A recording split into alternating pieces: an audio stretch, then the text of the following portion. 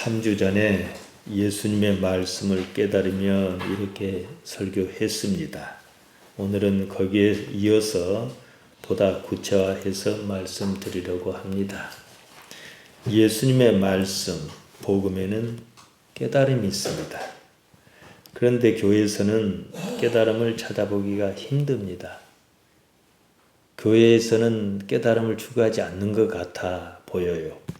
교회 다니나 다니지 않으나 사는 것이 크게 달라 보이지 않습니다. 그다지 행복한 것도 아니고 삶에 대한 회의는 물론 요즘은 심지어 우울증까지도 있습니다. 항상 지금보다 더 나은 삶을 기대하고 바랍니다. 교회 다니는 이유가 그거예요. 여러분이 아시다시피 사도행전에 나오는 제자의 모습은 어땠습니까? 그들은 복음서에서 보는 모습과는 확연히 달랐습니다. 무엇인가 안상, 깨달은 삶이 아니었습니까?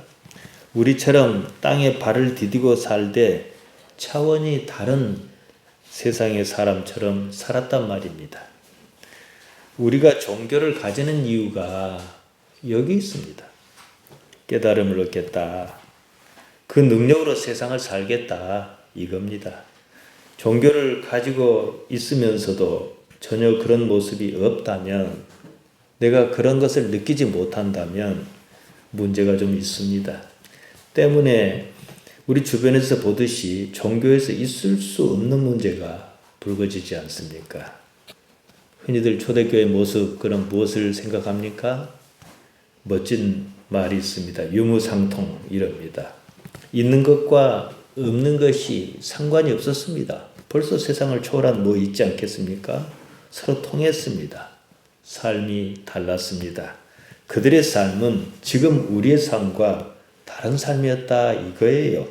이것은 깨달음 없이 억지로 유무상통하자 그러는 거지요. 불가능해요. 그러면은 그들의 삶이 옳습니까? 지금 우리의 삶이 옳습니까? 교회 깨달음이 없으니까 가정 문제가 발생합니다. 다른 것이 아니에요. 결국 돈을 둘러싼 문제입니다. 지극히 세속적인 삶입니다. 지난 시간도 말씀드렸습니다.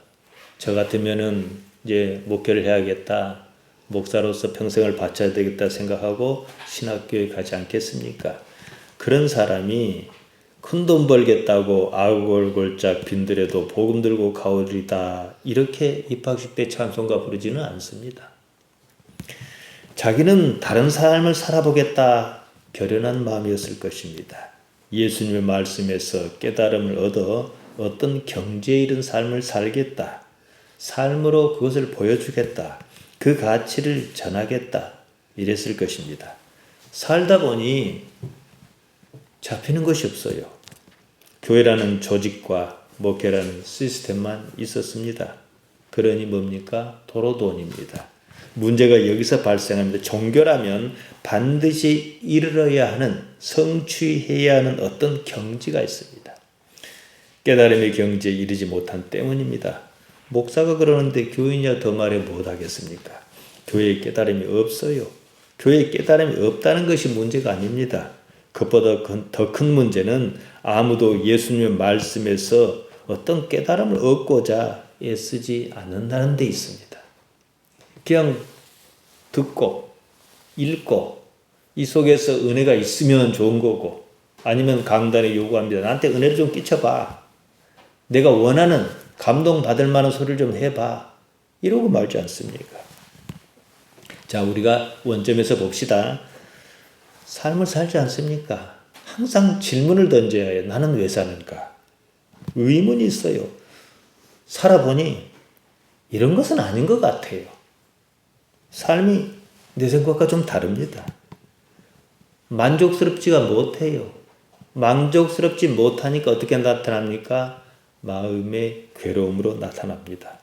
무엇이 삶을 괴롭게 하는가? 무엇 때문에 삶이 괴로운가? 깨달아서 벗어나고 싶습니다.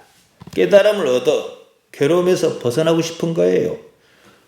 종교는 바로 여기에 답을 주어야 합니다. 지금 기독교에 이런 깨달음이 있습니까? 없어요. 깨달음이라고 하면은 어떻게 생각합니까? 과거 시대의 불교 선사에게나 해당하는 일이라 생각하는 것 같습니다. 실제로 붓다, 우리가 부처님이라 하지요. 그분도 사문이라는 종교 집단에 들어가 출가와 수행을 시작했습니다. 깨달음을 얻기까지 모진 수행을 마다하지 않았습니다. 다 놓고 거기에 매달렸지요. 결국 깨달음에 이르렀다고 합니다. 그래서 불교가 생긴 거거든요. 사실 이런 무엇이 없으면 종교는 있을 이유가 없어요. 문제는 그러려고 하느냐는 겁니다. 불교는 그렇다 치고 기독교에는 이런 깨달음이 있는가 생각지도 않아요. 나도 믿지 않고 너도 믿지 않는 천국을 말합니다. 그러다가 한 번씩 말 안 들으면 지옥으로 협박합니다. 그것도 잘 통하지 않으면 마귀라고 내멉니다. 중세 때 마녀사냥과 무엇이 다릅니까? 삶이 무엇인가 이 어떤 악순환의 틀에 갇혀있다는 느낌이 들어요. 이런 늪에 빠진 상태를 성경은 뭐라 하느냐? 하마르티아라 그럽니다. 죄라 그래요. 원래 이 말의 의미는요. 화살 같은 것이 관역을 제대로 마치지 못한 것을 말합니다. 뭐가 어긋난 거예요. 이런 삶에서 벗어나고 싶습니다. 벗어난 상태를 뭐라 하냐? 구원이라 그럽니다. 소테리아. 구원하단 말 소조입니다. 안전하다, 좋다 이런 뜻이에요. 구원은요. 좋은 삶, 안전한 삶, 행복한 삶, 평안한 삶. 삶의 조건과 상관없어요. 내가 행복한 거예요. 지금과는 다른 차원의 삶.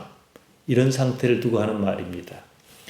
죄의 상태에서 벗어나 구원을 얻자. 방법은 예수님께 있다. 이것이 기독교에서 가르치는 핵심 내용 아닙니까? 말은 맞습니다. 무슨 깨달음이 없이는 현실적으로 불가능합니다. 지금 삶이 하마르티아의 상태다. 그 때문에 삶에서 결함이 끊이지 않는다. 무엇인가 메인 듯하다. 잘하려고 애쓰지만 자꾸만 잘못하고 만다. 그러니까 불행이 찾아오지요. 하마르티아에서 자유롭지 못하다. 그 때문에 삶이 괴롭다. 지금 사는 이 삶이 하마르티아의 상태라는 사실을 인식하는 것, 아는 데서 출발합니다. 그러니까 내가 삶에 전혀 불편을 안 느껴요. 항상 기뻐요. 그러면은 그 사람은 이미 깨달아 버렸으니까 더 깨달을 것도 없겠지요. 그리고 아무튼요, 이 괴로움에서 이 괴로움을 넘어서자 이거거든요. 지금까지 우리 기독교는 깨달음으로 인한 변화, 그런 변화한 삶에는 관심이 없었는지 몰랐는지 자우장 그런 상태입니다. 예수님께서 이렇게 말씀하셨습니다. 요한복음 8장 32절입니다. 진리를 알지니 진리가 너희를 자유케 하리라. 참 알 수 없는 번역입니다. 원문은 이렇습니다. 카이 그노세스테 텐 알레데이안. 그러므로 알레데이안 진리를 그노세스테 알아라. 카이 그러면 헤 알레데이아 그 진리가 엘류데로세이 히마스 너희를 자유롭게 할 것이다. 진리라고 번역하면 알레데이아입니다. 그냥 사실이에요. 참인 거예요. 거짓 아닌 겁니다. 그러므로 사실을 그노세스테 알아라. 그 사실이 너희를 자유롭게 할 것이다. 그냥 사실을 사실 그대로 알면 너희가 그 사실로 인하여 자유로울 것이다. 이 말씀입니다. 지금. 불교 스님이 말하는 그런 진리 아니에요. 알지니 이렇게 번역한 그노세스테 원형이 기노스코입니다. 여기에는요 언어적 한계가 있습니다. 저는 이것을 여러 가지 방법으로 설명했습니다. 오늘 그냥 이 결론을 내랍니다. 이 기노스코란 말은 헬라에서는 그렇게 깊이 다루지 않습니다. 단순히 안다, 의미상으로 깨닫다는 의미가 있는데 깨닫다는 의미를 그렇게 특별하게 살려내지를 못해요. 요한복음 8장 27절에 이런 말씀이 있습니다. 저희는 아버지를 가르쳐 말씀하신 줄을 깨닫지 못하더라. 아니 깨닫다 나오죠? 기노스코입니다. 그럼 대부분의 경우는 안다, 이 정도로만 쓴단 말이에요. 여기서 깨닫다, 에그노사인데 원형이 기노스코예요. 이건 잘 번역했지요. 한 곳만 더 보겠습니다. 이게 제가 3주 전에 보았던 본문인데요. 요한복음 8장 43절입니다. 어찌하여 내 말을 깨닫지 못하느냐? 이는 내 말을 들을 줄 알지 못함이로다. 기노스코가 쓰였습니다. 제대로 쓰였습니다. 내 말을 들을 줄 알지 못함이라. 우 디나스데 아쿠에인 톤 로건 톤 에몬. 내가 하는 말을 들을 줄 알지 못한다. 말씀을 로고스를 들을 능력이 너희에게는 디나마이가 없다. 들으려고 하지 않는다. 즉 다시 말씀드리면 로고스를 깨달으려고 하지 않는다. 이겁니다. 그러니까 예수님께서 말씀하시면 여기에 통달하는 어떤 이치가 있는가? 내 삶을 뒤집어 놓을 만한, 내가 거기다 모든 것을 걸 만한 무엇이 있는가? 알려고 하는 디나마이, 역량이 없다. 이 말씀이에요, 지금. 알고자 하지 않는다는 거죠. 그러니까 이 말씀은 너희가 내 말을 듣고 깨달으려 하지 않는다. 내지는 너희가 깨달으려고 내 말에 귀를 기울이지 않는다. 이런 의미입니다. 깨닫고자 하는 의지가 없다는 거죠. 이처럼 기노스코는 깨닫다는 의미가 있습니다. 그럼에도 불구하고 깨닫다는 의미가 그냥 묻혀버립니다. 명사로서는 그노시스인데요. 암, 지식 이 정도로 상당히 약하게 쓰입니다. 깨달음 이건데 이런 의미는 크게 돋아보이지 않아요. 복음이 우리 성경 기록에 이제 로마서도 있고 뒤에 막 야고보서도 있고 등등 나오지 않습니까? 요한 1, 2, 3서도 있고 있는데 복음이 한참 이렇게 퍼져나갈 때 영지주의가 판쳤습니다. 교회의 커다란 위협이었죠. 영지주의, 그노시스주의입니다. 암주의라 이 말이에요. 근데 그노시스는 기노스코의 명사로 깨달음입니다. 근데 문제는 뭐냐 그러면은 영지주의는 지금 제가 말씀드린 그런 깨달음이 아니라 이렇게 안다는 것 갖고 다 퉁쳐버렸다 이 말이에요. 안다고 생각한 거죠. 자기들 생각에 안다는 정도예요. 깨달음은 아닙니다. 예수님의 복음을 아주 쉽게 편하게 이해하는 사람들이 들어 있어요. 이렇게 얘기합니다. 나는 예수를 믿는다. 그러니 죄가 없다. 이런 식이에요. 구조적으로는 맞지요. 하지만 믿는다는 것이 무엇인지, 죄가 무엇인지 따지지 않아요. 자기 생각이지요. 이런 사람들이 요즘도 있죠. 구원파입니다. 순전히 자기 생각에 나는 예수를 믿는다. 그러니 죄가 없다는 식입니다. 구원파를 영지주의라 하기는 어렵지만 좀 비슷해요. 이런 것을 가지고 깨달은 것처럼 착각한다는 거예요. 그렇고 자기 기분에 할렐루야 막 그러는 거예요. 아는 것에는요, 자기 생각이 지배합니다. 깨달은 것에는요, 자기 생각이 없어요. 자기 생각을 초월합니다. 초대교회 성도를 제가 말씀드렸지요. 그때 사람들이 자기 생각 갖고 살았습니까? 자기 생각이 오히려 없어지니까 행복했어요. 영지주의든 구원파든 헬라말의 한계를 그대로 노출하고 있습니다. 믿음으로 의롭다 하니까 아주 편하게 생각합니다. 내가 믿었으니까 나는 의롭다. 이런 식이에요. 우리 하는 말로 하면 떡 줄 사람 생각도 않고 자기 마음대로 그런다 이 말이지요. 암과 깨달음 둘 다 그노시스입니다. 대부분의 경우 그노시스를 깨달음의 의미보다는 알의 의미로 받아들인다는 거예요. 이제 몇 자이 가르쳐 주니까 그렇다. 이렇게 신앙 고백하라. 그러니까 따라 살아가 따라 했어. 그럼 당신 죄가 없다. 이런 식이에요. 안다는 말은 나의 이해 범주 안에서 통하는 말입니다. 하지만 깨닫는다는 말은요. 나의 이해 범주를 벗어나 버리는 거예요. 헬라어나 히브리어나 이것을 그다지 구분하지 않습니다. 그래서 제가 마리아의 경우를 예로 들어 말씀드렸습니다. 천사가 마리아에게 나타났습니다. 예수님을 잉태할 것이란 사실을 알렸습니다. 처녀인 마리아가 아들을 낳을 것이다 이거지요. 마리아는 이 말을 이해할 수가 없었어요. 이치에 맞지 않았거든요. 조심스럽게 묻습니다. 누가복음 1장 34절입니다. 나는 사내를 알지 못하니 어찌 일이 있으리까? 여기서 알단만 기노스코입니다. 그러니까 또 똑같은 말이 구약의 히브리어로 창세기 4장 1절에 나옵니다. 아담이 그 안에 하와와 동침하매, 이 동침하다라고 번역한 말 야단데 직역하면은 아담이 그 안에 하와를 알매. 그러니까 헬라말 기노스코와 똑같이 쓰였어요. 뭡니까? 성관계지요. 우리말에는 그런 용법이 있습니다.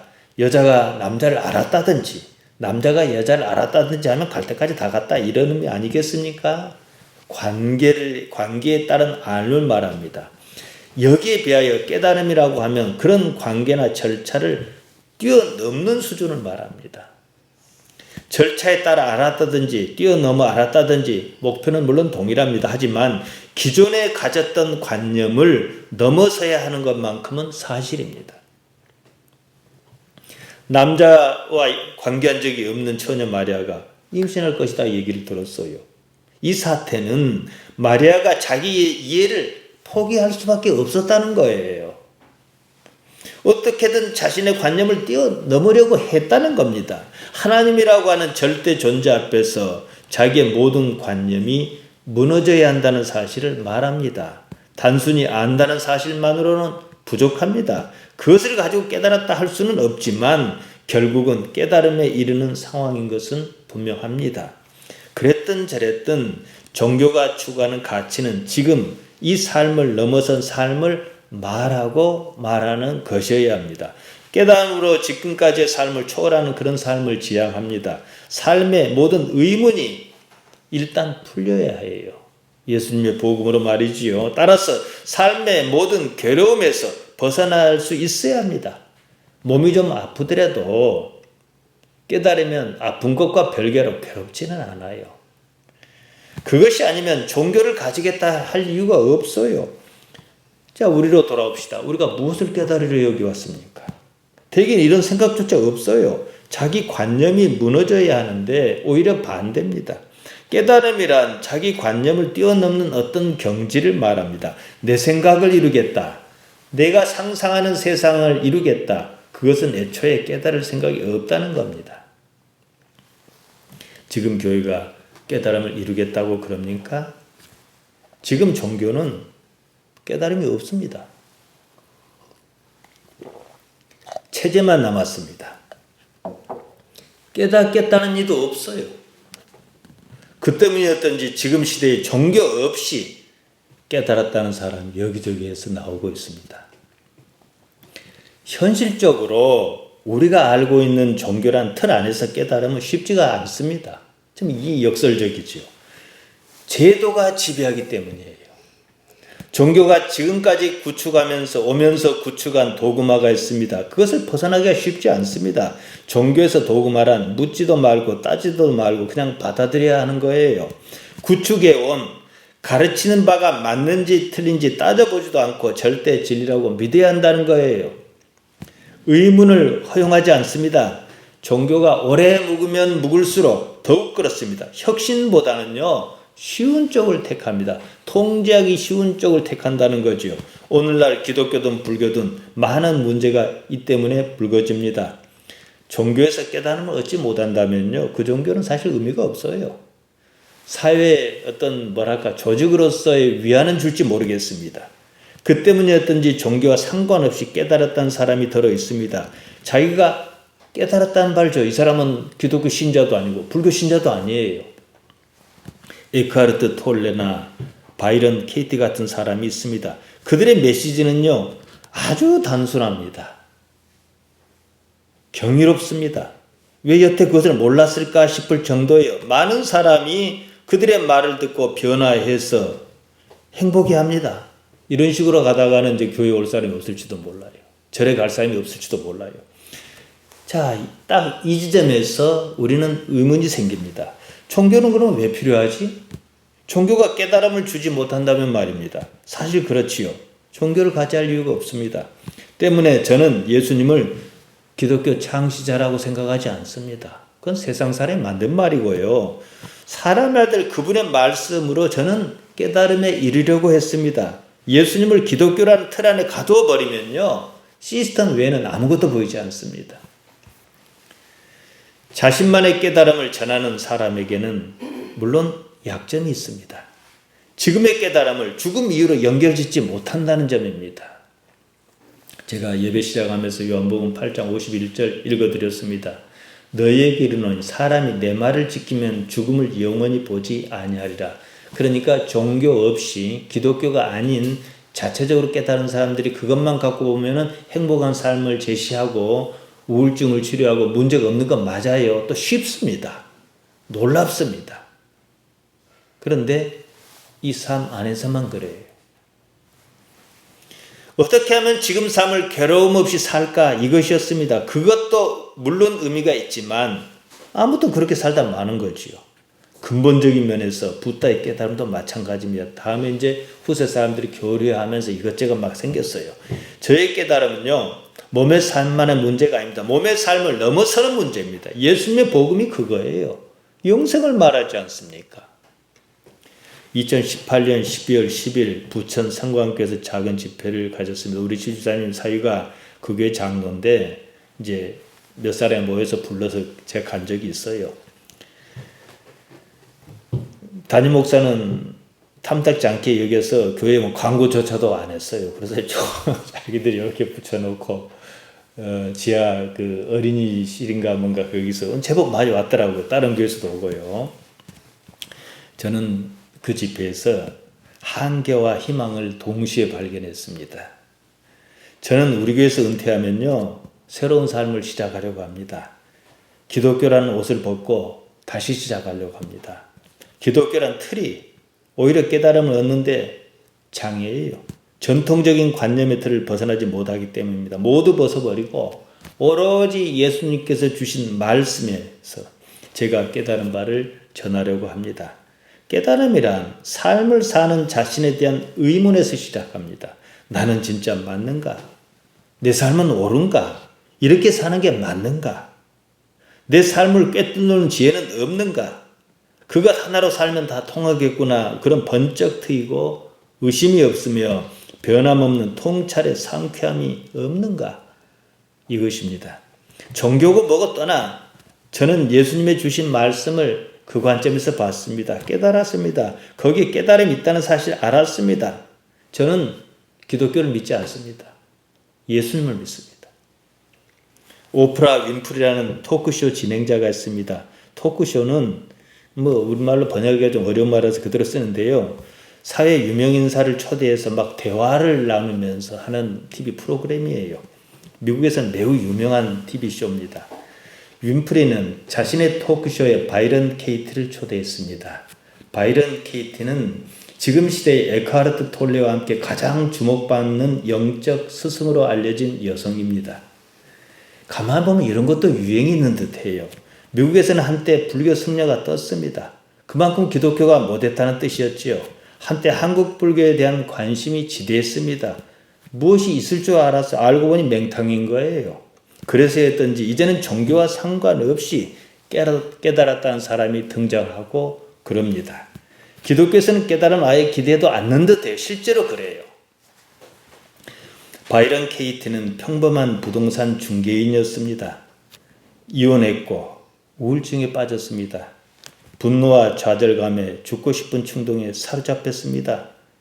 스스로 요양원에 들어갔습니다. 요양원에 들어간 지 보름쯤 지난 1986년 어느 날 아침이었습니다. 요양원 다락방에서 홀로 방바닥에 누워 자고 있었는데요. 케이티는 거기서 고통이 없는 절대 기쁨의 상태로 깨어났다고 합니다. 그러자 이제 요양원에서 나왔어요. 집으로 돌아오니까 이제 그 소문을 듣고 사람들이 많이 찾아왔습니다. 소문이 퍼졌고 여기저기서 초청이 밀려왔습니다. 이제 그러다 유명해지니까 사람들이 많이 변화하니까 오프라 윈프리 쇼까지 출연했습니다. 케이트는 모든 이에게 자신의 현실에 대해서 4가지 질문을 해보라고 합니다. 이것을 우리나라도 그래서 이 4가지 질문 협회라는 게 있어요. 우리나라까지 유명해져서 케이티 자신은 그것을 The Work, 작업이란 말로 이름 지었습니다. 수많은 사람이 이 작업을 통해서 참다운 평화와 행복을 찾았다고 합니다. 저는 에크하르트 톨레는 일찍이 알고 있었지만 케이티는 지난주에서야 알았습니다. 한편으로 제가 케이티를 알기 전부터 케이티가 말한 작업의 핵심은요, 사실 제가 이미 여러분께 말씀드린 거예요. 4가지 질문은 이렇습니다. 첫 번째 질문, 그것이 사실인가? 두 번째 질문, 당신은 그것이 사실이라는 것을 확실히 아는가? 어떻게 아는가? 세 번째 질문, 당신은 그 생각을 믿을 때 당신에게는 무슨 일이 일어나는가? 네 번째 질문, 그 생각이 없다면 당신은 어떨 것 같은가? 4가지예요. 아주 단순하지요. 복잡하지도 않아요. 오프라 윈프리는 이 질문을 자신에게 그 자리에서 적용해 보기로 했습니다. 윈프리는요, 뚱뚱한 흑인 여자입니다. 그 때문에 자기가 뚱뚱하다는 사실 때문에 스트레스를 엄청 받는다고 그래요. 윈프리가 말합니다. 나는 뚱뚱하다. 그러니까 KT가 대신 질문을 뚱뚱하다는 게 사실인가? 되묻습니다. 윈프리가 말해요. 사실이다. 당신보다훨씬 나 뚱뚱하지 않냐? 그랬습니다. KT가 말을 이어갑니다. 당신이 뚱뚱하다는 것이 사실이라는 것을 당신이 확실히 아는가? 이렇게 물었습니다. 이 질문에 윈프리가 잠시 주저합니다. 진지하니까 모르겠다. 아닌 것도 같다. 뚱뚱하다고 확실히 말은 못할 것 같아. 내가 이렇다 해서 어디가 아프다거나 신체적 기능이 못한다거나 그러지는 않으니까 라고 말을 흘렸습니다. 여기서 KT의 세 번째 질문이 들어갑니다. 당신이 뚱뚱하다는 생각을 믿을 때 당신에게 무슨 일이 일어나는가? 어떤 느낌이 드는가? 윈프리가 대답합니다. 괴롭다. 초조해지고 스트레스를 많이 받아 막 먹고 싶고 화가 나고 짜증이 난다. 그랬습니다. KT가 마지막 네 번째 질문을 던집니다. 그 생각이 없다면 당신은 어떨 것 같은가? 윈프리가 답합니다. 그 생각이 없다면 나는 매우 좋을 것 같아. 옷장을 열고 내가 입고 싶은 옷을 마음대로 입고 먹을 때도 스트레스 받지 않고 먹고 싶은 것을 먹을 것 같아. 그랬습니다. KT가 이렇게 정리합니다. 그 생각은 믿고 믿지 않고는 당신이 결정하는 것이다. 나는 너무 뚱뚱하다는 생각을 가지고 천국에 갔다 해서 행복하겠는가? 그러지 않다는 거예요. 거기서도 역시 괴로울 것이다. 그럼 그게 천국이겠느냐? 만일 그런 생각이 없다면 지금 여기서도 행복할 것이다. 지금 여기가 천국일 것이다. 당신을 천국에 데려갈 사람은 당신 자신밖에 없다. 당신을 구원할 수 있는 사람은 당신밖에 없다. 당신이 그토록 기다려온 구원자가 바로 당신이다. 이렇게 말한 거예요. 나에게 스트레스를 주는 생각을 객관적으로 바라보게 합니다.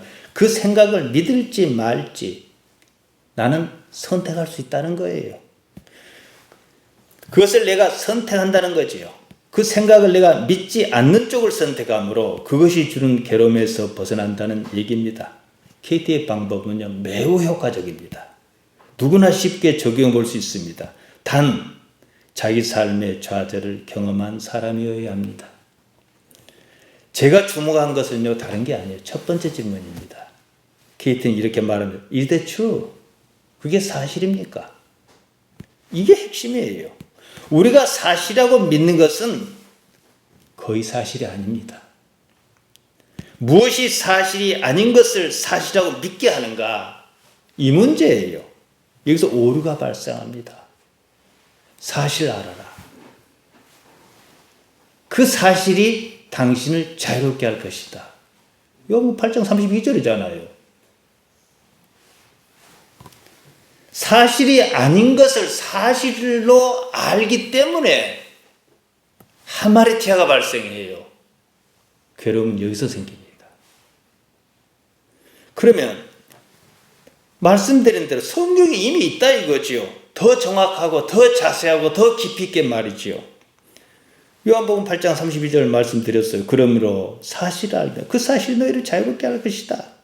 그냥 사실을 사실 그대로만 알면 너희가 그 사실로 인하여 자유로울 것이다. 이 말씀이에요. KT 이전에 예수님께서 말씀하셨습니다. 사실 알아라. Is that true? 그 사실이냐? 같은 말이지요. 빌라도가 법정에서 섰습니다.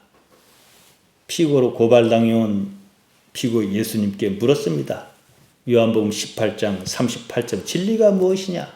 왜 번역을 이렇게 하는지 모르겠어요. 원어로 티 에스틴 알레데이아 그것이 사실이냐? 사실 그 질문은 자기가 해야 해요. 진리는 무슨 진리입니까? 알레데이아는 단순히 사실이냐 이거예요. 저들의 고발이 사실이냐? 예수님이 아무 말씀도 안 해버리셨어요.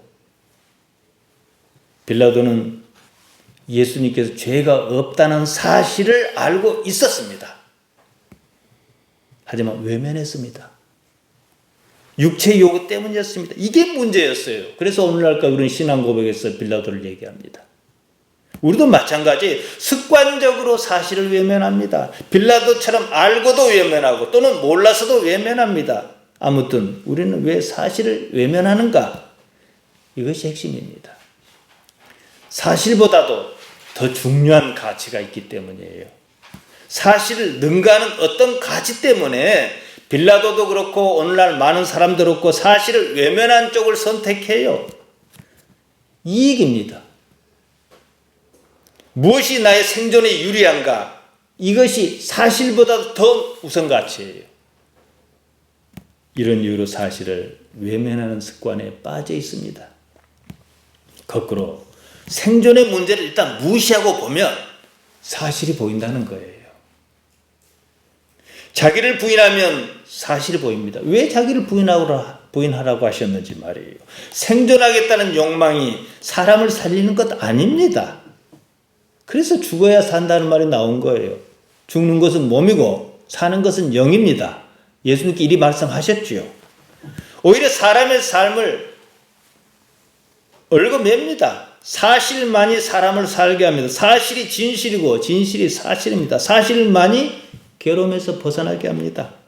평화롭게 하고 생명을 줍니다. 예수님께서는 요한복음 14장 27절에서 세상이 주는 것 같지 않은 평안을 말씀하셨습니다. 세상이 주는 평안이 있다는 거지요. 세상이 주는 평안이 무엇입니까? 사실이 아닌 거짓에 기반을 둔 거짓 평안입니다. 그때만 잠깐 평안한 듯한 그런 평안입니다. 예수님께서 자유를 말씀하셨습니다. 당신은 믿은, 당신을 따르겠다고 마음먹은 유대인에게 말씀하셨습니다. 너희가 내 말에 거하면, 너희가 내 말을 듣고 잘 따르면 참 내 제자가 되고 사실을 알 텐데 그 사실이 너희를 자유롭게 할 것이라는 거예요. 다른 것이 자유롭게 하는 게 아니다 이 말이에요. 이 말씀의 구조를 가만히 들여다보십시오. 예수님의 참다운 제자는 자유로운 사람입니다.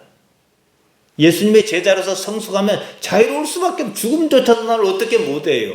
죽음에서부터 자유를 받았어요. 그러니까 스데반은 자기 전하고 싶은 말을 전해버린 거예요.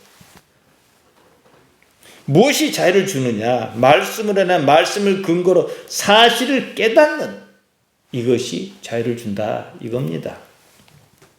깨닫는다는 것은 여러분 단순합니다. 깨닫고 보면 아주 쉬워요. 종이 한 장을 사이에 두고 그것을 잠깐 넘어가는 정도입니다. 하지만 깨닫기 전에 종이 한 장은 무슨 콘크리트 벽처럼 느껴집니다. 대개의 사람에게는 자유가 없어요. 단지 감정의 노예로 삽니다. 자유로운 말을 쓸 때는 자기 감정에서 벗어나는 것, 내면의 감정으로부터 자유로운 상태여야 합니다. 방법은 알레데이아를, 사실을 기노스코하는 것, 깨닫는 것, 지금 여기 있는 사실을 그대로 알아차리는 거예요. 생각해 보십시오. 우리가 알 수 있는 유일한 것은 지금 여기 있는 것 외에는 없어요. 감정은 단순히 호르몬 분비에 따른 작용입니다. 몸이 저살자고 호르몬을 분비합니다. 때로는 그래서 기분이 좋게, 때로는 기분이 나쁘게 느끼도록 합니다. 다들 여기에 속고 삽니다. 삶의 괴로움은 이 때문입니다. 평화가 없어요. 그래서 괴롭습니다. 감정의 기반이 뭡니까? 몸의 생존입니다. 단 것을 먹으면 기분이 좋습니다. 왜냐? 에너지가 생기거든요. 근데 쓴 것을 먹으면 기분이 좋지 않아요. 그러니까 단 것을 자꾸 먹도록 유도하지요. 기분이 좋고 좋지 않고 그런 감정은요, 나의 의지가 아니에요. 단 것이 들어가면 기분 좋은 호르몬을 분비한 것이고, 쓴 것이 들어가면 먹지 말라고, 그런 몸이 죽을 수도 있다 그래가지고 기분이 나쁘게 하는 거예요. 나의 의지 아니에요. 몸이 생존하려고 그런 반응을 일으킵니다. 동물의 사회와 달리 인간의 사회는 이것이 더 확장해 나타나 문제를 일으킵니다. 동물은요, 배가 부르면 그만 먹습니다. 아무리 먹을 것이 많아도 그만 먹어요. 사자가 먹이를 잡아먹고 배가 부릅니다. 그리고 한숨 여러 개 잘라 그래요. 옆에서 토끼가 괴롭히지만 하면 뛰어놀든지 말든지 거들떠 보지도 않아요. 근데 사람이라는 동물은 참 신기해요. 상상력을 작동합니다. 지금은 배부르지 않아요. 잔뜩 먹었으니까. 하지만 이따가 배가 고플 것이라고 상상을 해요. 그러니까 지금 잡을 수 있을 때 잔뜩 잡아 냉장고에 쟁여놓자. 이게 사람이에요. 그 성경에 있어요. 동물과 사람 차이 이겁니다. 이것은 욕심의 문제가 아니에요. 먹고 싶은 것을 먹는 것을 욕심이라고 하지 않습니다. 정도를 넘어서는 것을 말합니다. 상상력은 거짓의 상황을 설정하고 욕망을 자극합니다. 한 부자가 있었습니다. 밭에 소출이 많았어요. 내일이면 없을 수도 있다라고 상상력이 작동했습니다. 있을 때 많이 쌓아두자. 그래서 곡간을 지어 여러 해 쓸 물건을 많이 정해두었습니다. 또다시 내일에 대한 상상력이 작동합니다. 내일 많은 물건이 내일의 상황을 상상하게 합니다. 많은 물건이 있어요. 내일 쓰고 충분해. 그러니까 오늘 염려 없다는 거예요. 사실 지금만 가지고 오면 염려할 게 없어요. 평안한 거죠. 그런데 내일 쓸 게 없다 싶으면 지금 미리 염려한 거예요. 동물은 그러지 않아요. 내일에 대한 상상이 지금 평안할 것인지 말 것인지 결정하는 구조지요. 어쩝니까? 내일은 없어요. 그것은 허상입니다. 우리가 실제로 접하는 세계는 언제나 지금 여기뿐입니다. 예수님께서 상황을 이렇게 정리하셨습니다. 누가복음 12장 20절입니다.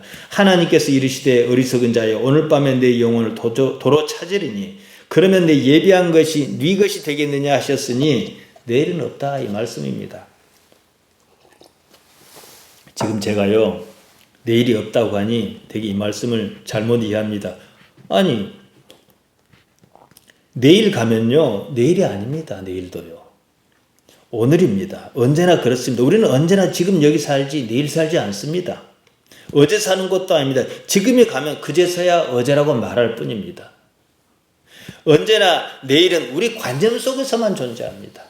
어제도 마찬가지예요. 사실이 아니에요. 그것은요. 우리가 아는 유일한 사실은요. 지금 여기뿐입니다. 그것만이 진실입니다. 내일 정확히는 내일에 대한 상상이 지금 삶을 부정한다는 거예요. 삶은 언제나 지금 여기서 일어나는 사태입니다. 상상이 지금 불행하다고 생각하게 해요. 그것은 사실이 아닙니다. 전통적으로 교회는 불행의 원인을 이해하지 못했습니다. 죄 때문이라며 그럴듯한 그것을 가지고 죄의 책임을 떠넘겼습니다. 여기서 신앙이 현실이 아닌 관념 세계로 빠졌습니다. 불행은요, 지금 여기 사실을 외면하면서 생긴 사태입니다. 그 상황을 뭐라 하느냐? 죄라 이렇게 말하는 것이죠. 사실은 죄 때문이 아닙니다. 감정 때문입니다. 정확히는 사실을 외면하는 습관 때문입니다. 죄, 하마리테아는 단지 그러한 결과, 현상일 뿐입니다. 그러다 보니까 화살을 들었어도 아무리 쏴도 관역을 제대로 맞출 수가 없는 거죠. 처음부터 틀어졌으니까요. 다들 감정의 노예로 삽니다. 유대인이 그러지 않습니까? 그들은 스스로 자유롭다, 자유롭다 그럽니다. 실상 그들에겐 자유롭지 않았습니다. 예수님께서 지적하셨습니다. 진실로 진실로 너희에게 이르는 죄를 범하는 자마다 죄의 종이라. 너희 삶은 감정의 노예로 살고 있기 때문에 하마리테아를 저지를 수밖에 없고 그래서 너희는 하마리테아의 종이다. 자유롭지 못한다. 이 말씀입니다. 보십시오. 그들은 예수님을 십자가에 못 박아 죽였습니다. 예수님께 아무런 죄가 없다는 사실을 알고 있었습니다. 왜냐? 저 양반이 살아있으면 우리가 손해거든요. 많은 사람이 그를 추종할 것이거든요. 상상했습니다. 상상력을 주체할 수 없었습니다. 이게 감정으로 나타났습니다. 그들은 감정의 노예였습니다. 하마리테아를 저지를 수밖에 없는 구조예요. 그래서 죄의 종이라 이러신 거예요. 감정이 호르몬으로 육체를 조종합니다. 그래서 사람들이 영리해요. 아무것도 안 하고 쉽게 그 좋은 감정을 얻기 위해서 뭐 합니까? 마약하지요. 가장 효율적인 방법이야. 나 몸이야 뭐 망가지든지 말든지 가장 효율적인 방법이에요. 사람은 그 감정이 자기 의지인 줄 압니다. 여기서 하마리테아가 발생합니다. 그런 사람에게는 자유가 없습니다. 시스템에 따라 작동하는 기계나 다를 것이 없어요. 거기다 상상력이 충동질합니다. 사태를 확장합니다. 거기에는요, 현실, 사실이 없습니다. 관념만 있습니다. 도무지 자유는 없습니다. 무엇이 이익인가 하는 육체의 요구만 있을 뿐입니다. 사실은 없고 거짓만 있습니다. 거짓이 사람에게 불행을 줍니다. 삶이라는 것이 욕구와 기대와 좌절이 한데 엉켜 불협화음을 냅니다. 삶이 괴로운 것은 이 때문입니다. 오늘 제가 드릴 수 있는 말씀은 예수님 말씀과 똑같습니다. 눈을 부릅뜨고 사실을 직면해야 해요. 사실을 알지니 바로 그 사실이 너희를 자유롭게 하리라 그러셨으니까 이걸 좀 강조해서 말씀드리면 우리는 사실을 알 수 있거든요. 지금 보이는 눈에 있는 그대로입니다. 눈에 보이는 그대로입니다. 자기 관념을 배제하고 있는 그대로 보면 그만입니다. 예수님께서 자기를 부인하라 하신 이유가 이 때문이에요. 그러면 아무 것에도 매이지 않으니 자연스럽게 자유로움이 뒤따라옵니다. 행복이란 마음이 자유로운 상태에 있는 그 느낌입니다. 민주주의의 최대 가치가 뭡니까? 개인의 자유 아닙니까? 그 때문이죠. 행복한 사회를 같이 만들어보자 이거예요. 공산주의 하자 그래놓고 우대가들만 잘 먹고 잘 살자가 아니다 이 말이죠. 우리가 아는 유일한 사실은요, 지금 여기뿐입니다. 단지 이 사실을 깨달으면요, 복이 있어요. 그래서 깨닫다, 기노스코, 사실을 알아차리라는 거죠. 존재의 행복이 무엇인지 느낌이 옵니다. 아버지께서는요, 지금 여기 함께 하십니다. 신이시니까요. 아버지께서는 다른 데 계시지 않습니다. 다른 데 없다는 뜻이 아니에요. 나와 상관해서 다른 데 계실 이유가 없다는 거지요. 오로지 지금 여기 계십니다. 내가 지금 여기 있으면 내가 의식하든 의식하지 못하든 아버지와 함께 있는 거예요. 살다가 힘들 때가 있습니다. 제가 처방을 하나 내리겠습니다. 그러면요, 죽을 힘을 다해서 지금 여기로 도망치기 바랍니다. 정말이에요. 그게 맞는지 어쩐지 모르지만 한참 힘들 때 제 아내는 죽기 살기로 빨래만 하고 있더라고요. 그래서 그랬는지 어쩐지 잘 모르겠어요. 근데 실제로요, 온 힘으로 지금 여기 있으면 어느 순간 깨달음이 옵니다. 왜냐? 지금 여기 내가 무엇을 하고 있다는 것은 분명한 사실이거든요. 근데 대개는 어떻게 해요? 그 사실을 미래라는 상상력을 동원해서 평가해버려요. 이래 본들 내가 뭘 해? 에이, 나 안 해. 이렇게 가지요. 되게 이렇게 살아요. 아니에요. 죄 짓는 것 아니고, 남 괴롭힌 일 아니고, 남은 해코지 하는 거 아니면 상관없어요. 오늘은 여기서 마치겠습니다. 온 힘으로 지금 여기 있으면 어느 순간에 깨달음이 옵니다. 이게 뭐지 싶어요. 나한테 뭐 별 생긴 것도 없는데 마음 평화가 와요. 근데 이것이 이제 어느 정도 쌓이면요, 사람이 변하기 시작합니다. 행복이 무엇인지 압니다. 그것은 사실입니다. 진리를 알아, 사실을 깨달아, 무엇에도 얽매이지 않은 자유로운 영혼으로 존재하시기 바랍니다. 지금 여기 있는 여러분을 예수님의 이름으로 축복합니다.